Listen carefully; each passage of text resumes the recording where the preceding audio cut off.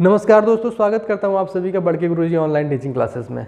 बात करूं आज के टॉपिक की, तो आज का जो टॉपिक है वो चिनाब पुल के बारे में है, चिनाब ब्रिज के बारे में। यूँ कह लें कि दुनिया के सबसे हाईएस्ट आर्क ब्रिज के बारे में है।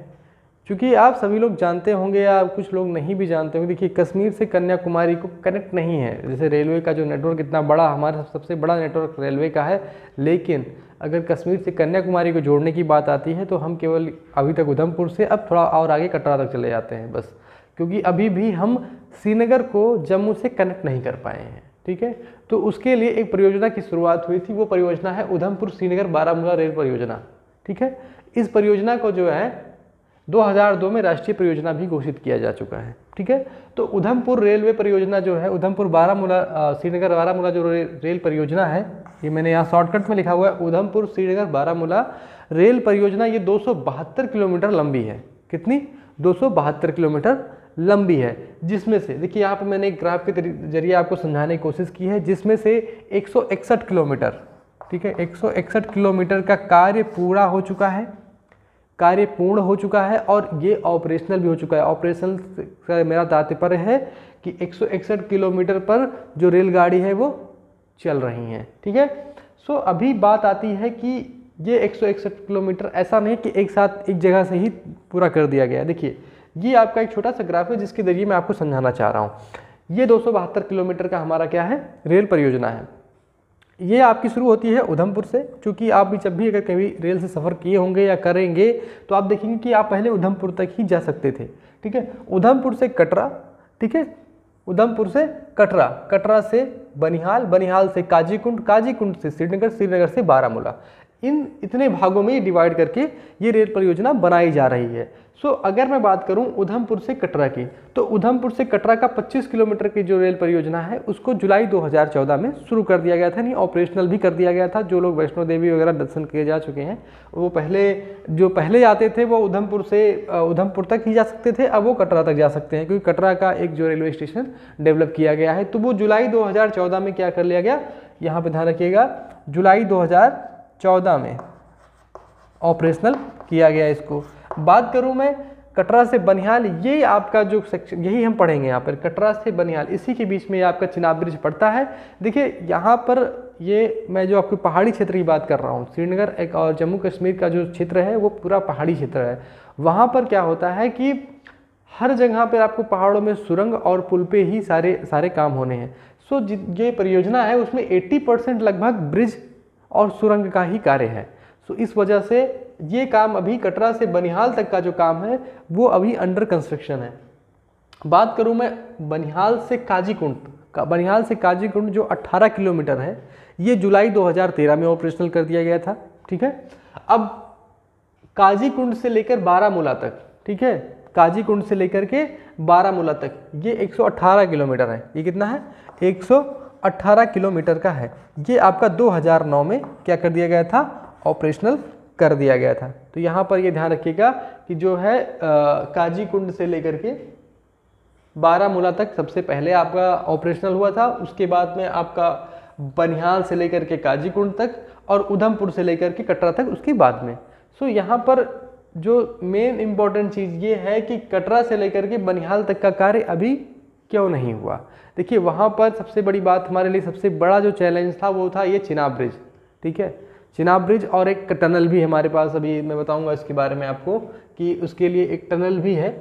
सो अभी जो हम इस पर काम कर रहे हैं, तो हमने ये चिनाब ब्रिज बना नहीं लिया है। जो आप ट्विटर अकाउंट पर उसका जो ऑफिशियल ट्वीट देखेंगे, हमने आर्क का काम जो है कंप्लीट कर लिया। यानी कि इसके जो मोटा मोटा कह लूँ तो 80% हमने काम या 90% हमने काम कंप्लीट कर लिया है। उस पर अभी रेलवे लाइन बिछनी है, उस पर ट्रायल्स होंगे। ठीक है, उस पर जो ये ट्रायल्स की जाती हैं, गाड़ियों से ट्रायल्स होंगे, उसके बाद में उसको ऑपरेशनल किया जाता है। वहाँ पर सर्वर रूम सेटअप किए जाते हैं।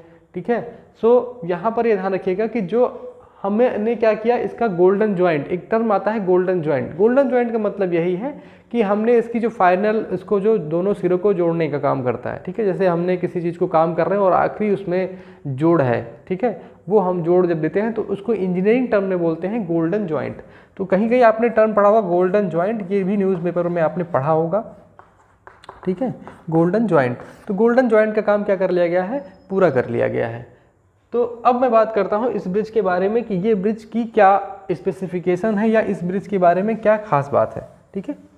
क्यों ये दुनिया का, ये मैं बात कर रहा हूँ दुनिया का, ठीक है, दुनिया का सबसे ऊंचा क्यों है। तो इसकी लंबाई की बात करूँ तो 1315 मीटर है। इसकी लंबाई कितनी है? 1315 मीटर है, ठीक है। अगर इसको किलोमीटर में पूछे तो ध्यान रखिएगा 1.315 होगा। कुछ बच्चे इसमें कंफ्यूज रहते हैं कि भी अगर मान लीजिए मीटर में ही पूछ रहा है तो वो मीटर में ही जवाब देंगे, ऐसा नहीं है, वो किलोमीटर में पूछ सकता है। तो ध्यान रखिएगा कि कभी कभी मीटर और किलोमीटर में कंफ्यूज ना हो। अगर ये ऊंचाई की बात कर लूँ तो 359 मीटर इसकी ऊंचाई है, ठीक है। और ये जो है, अगर ये एफिल टावर से 35 मीटर ऊंचा है और कुतुब मीनार का 6 गुना है। एक तरीके से अगर मैं आपको थोड़ा सा व्यवहारिक ज्ञान के बारे में व्यवहारिक तरीके से बताऊं तो एफिल टावर आपने जब देखा होगा या एफिल टावर के बारे में आपने सुना भी होगा, उससे 35 मीटर ऊंचा है और कुतुब मीनार का तो 6 गुना है, ठीक है। आर्क स्पैन की बात करूं, आर्क स्पैन का मतलब क्या होता है? देखिए, जो ये आर्क ब्रिज होते हैं, आर्क ब्रिज भी एक तरीके का जो ब्रिज होते हैं, इनमें ये ब्रिज इस तरीके से होते हैं। ये मैंने एक छोटी सी ड्राइंग ड्रा कर दे रहा हूँ यहाँ पर। ये इस तरीके से ये ब्रिज होते हैं, ठीक है। ये ब्रिज आर्क इसी को बोला जाता है। जो ये आर्क है, ये देख रहे हैं ना, ये आर्क, इस तरीके से ब्रिज तैयार किए जाते हैं, वो आर्क ब्रिज होते हैं। सो ये जो स्पैन है, ये क्या है? ये स्पैन होता है। क्या होता है? स्पैन होता है। ये आपको दूरी बता रहा है कितनी है? 467 है। कितनी है? 467 है, ठीक है। क्योंकि ये वैली में बनाया गया है। कहाँ बनाया गया? इतनी ऊंचाई पर और वैली में बनाया गया है। वैली मतलब घाटी में बनाया गया है। सो यहाँ पर हवा की गति भी बहुत तेज रहती है। 120 किलोमीटर पर आवर की स्पीड से यहाँ हवाएं चलती हैं। आप समझ सकते हैं कि 120 kilometre per hour, 120 kilometre per hour, ठीक है, कितनी ज़्यादा गति से हवाएं चलती हैं। लेकिन इसकी सहन करने की क्षमता कितनी है? जस्ट इसके डबल से भी ज़्यादा है। 266 किलोमीटर पर आवर की गति की हवा को ये क्या कर सकता है? सहन कर सकता है। पुल पर रेल की गति की बात करें तो पुल पर जो है रेल की गति जो है, चूँकि देखिए पुल पर आपने भी देखा होगा या आपने रेल पर अगर सफ़र किया होगा तो आपको ये पता होगा कि ये रेल जब भी पुल पर भी जाती है पुल के ऊपर से, तो वहाँ उसकी गति क्या होती है? धीमी हो जाती है। तो पुल पर रेल की जो गति होगी वो होगी 100 किलोमीटर पर आवर की स्पीड से चलेगी।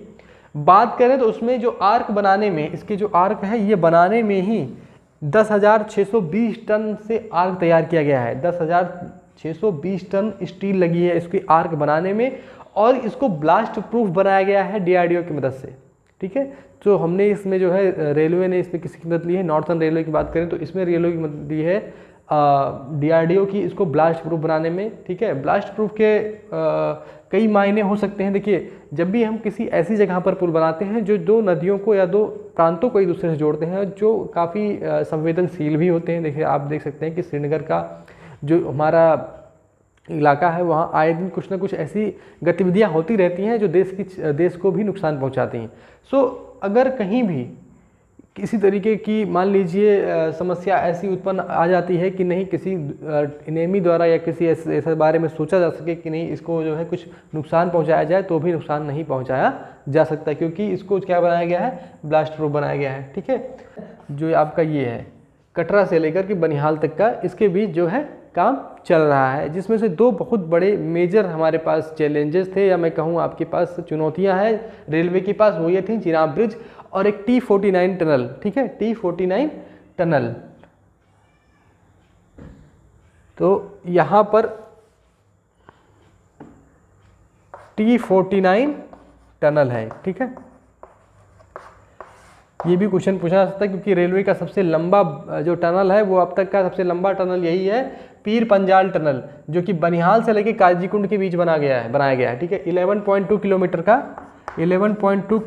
का पीर पंजाल,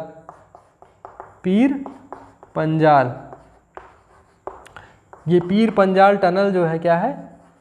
11.2 किलोमीटर लंबा है, और ये अब तक का सबसे बड़ा जो है जो टनल है, सुरंग मैं बात करूँ सुरंग की है, तो रेलवे की जो सबसे लंबी सुरंग है वो 11.2 किलोमीटर की पीर पंजाल की सुरंग है। लेकिन इसके बाद जो आपकी T49 टनल बनके तैयार होगी, ये बनेगी 12.758 किलोमीटर लंबी। कितनी बनेगी? 12.758 किलोमीटर लंबी बनेगी, जो कि इसको भी पीछे छोड़ देगी, ठीक है।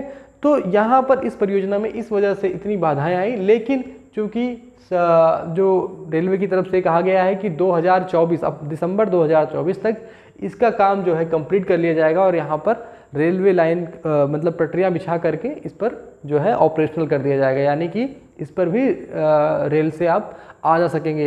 यानी तब क्या हो जाएगा, तब आपका ये हो जाएगा कि आप जो है श्रीनगर तक की दूरी को जो है ट्रेन से तय कर सकते हैं। अभी अगर आप श्रीनगर से अगर आप जाना चाहते हैं, उधमपुर से श्रीनगर जाना चाहते हैं, तो आपको बाई रोड जाना पड़ेगा या बाई एयर जाना पड़ेगा। बाई ट्रेन कोई सुविधा अभी तक उपलब्ध नहीं हो पाई है। ठीक है, तो ये ध्यान रखिएगा, ये ग्राफ काफ़ी इम्पोर्टेंट है। इसी कटरा से लेकर के बनिहाल के बीच में हमारा ये निर्माण चिनाब नदी का हुआ है। सो ये रही आपके बारे जानकारी चिनाब ब्रिज के बारे में। अगर आपको पसंद आई हो तो वीडियो को लाइक करें, शेयर करें और हमारे चैनल को सब्सक्राइब करें।